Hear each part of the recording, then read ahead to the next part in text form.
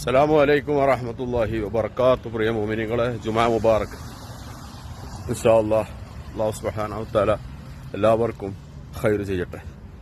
ഇന്ന് സമൂഹത്തിൽ മുസ്ലിം നാമധാരികളായ ആളുകൾ അള്ളാഹുവിന്റെ അനുഗ്രഹങ്ങൾ എമ്പാടും കിട്ടിയിട്ടും ഈ അനുഗ്രഹങ്ങൾ ഇല്ലാതായിരിക്കാനും ഇല്ലാത്തവർക്ക് ഉണ്ടാവാൻ വേണ്ടിയും അന്ധവിശ്വാസങ്ങളുടെയും അനാചാരങ്ങളുടെയും പിറകെ പോകുന്ന, ഈ സലാത്ത് ചൊല്ലിയാൽ സമ്പന്നനാവാം, അല്ലെങ്കിൽ ഈ ദിക്ർ ചൊല്ലിയാൽ സമ്പന്നനാവാം, അല്ലെങ്കിൽ ഇന്ന മാതിരി ചെയ്താൽ സമ്പന്നനാവാം എന്ന് ആത്മീയമായി അള്ളാഹു ചെയ്യുന്നത് പോലെ ചെയ്തു തരാൻ കഴിയുമെന്ന് പറയുന്ന, അതിലേക്ക് ക്ഷണിക്കുന്ന സമൂഹത്തിലാണ് നമ്മൾ ജീവിച്ചുകൊണ്ടിരിക്കുന്നത്.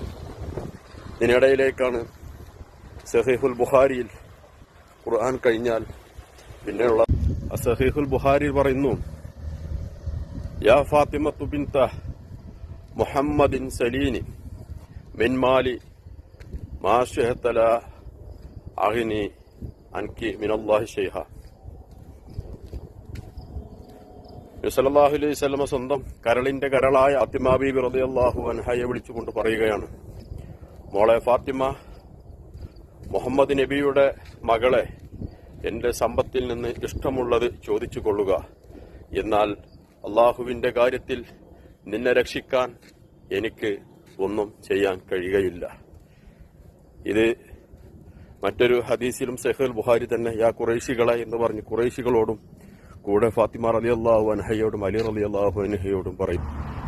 കറക്റ്റായി അതിന് മുൻഗണന കൊടുത്ത് എത്ര തിരക്കാണെങ്കിലും അത് ജമാഅത്തായി നിസ്കരിക്കാൻ ശ്രമിക്കുക. അതിന് കഴിയാത്തവർ ആ സമയത്ത് 5-10 മിനിറ്റ് ആ നിസ്കാരം അള്ളാഹുവിനോടുള്ള ആ കടമ നിറവേറ്റുക.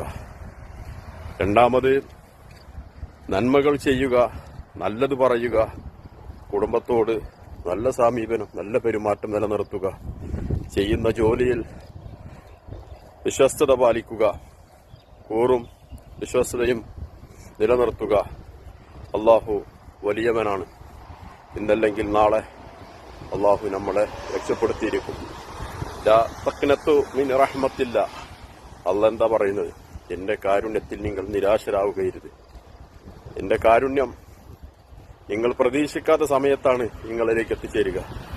അതുകൊണ്ട് സൂറത്തുൽ ഇഖ്ലാസിന്റെ അർത്ഥം മനസ്സിലാക്കി, അള്ളാഹു ആണ് ഏകനായ ദൈവം, അവനല്ലാതെ മറ്റൊരു ഇലാഹുമില്ല എന്ന് നാവുകൊണ്ട് ഉറപ്പിച്ച് അള്ളാഹുവിന് തവക്കലാക്കി ജീവിച്ചാൽ എല്ലാ പ്രതിസന്ധികളിൽ നിന്നും അള്ളാഹു ഞകരുത്തും. ഇൻഷാ അല്ലാഹ് തൗഫീഖ് ചെയ്യട്ടെ.